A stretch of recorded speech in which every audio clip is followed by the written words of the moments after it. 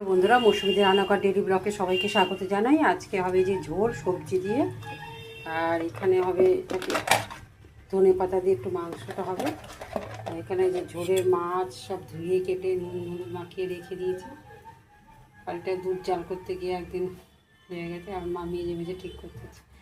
আর এই যে এটা নুন হলুদ মাখিয়ে রেখে দিয়েছি বাটা মাছ আর কাটা পোনা মাছ। ব্লগটা দেখতে থাকুন। ও আর একটা হবে, সেটা হচ্ছে ঢ্যাঁড়সের ঝাল, পেঁয়াজ দিয়ে ঢ্যাঁড়সের ঝাল। বন্ধুরা, ধনে পাতা, কাঁচা লঙ্কা, আদা, রসুন, পেঁয়াজ, টমেটো সব কিছু দিয়ে এই মাছটা করছে, মানে ধনিয়া চিকেন আর ধনে পাতার মাছ হচ্ছে।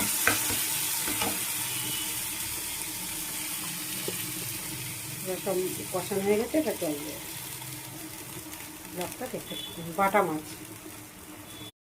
বাটা মাছটা ছেড়ে দিলাম, একটু মাখা মাখা হবে, ওটাকে না হবে।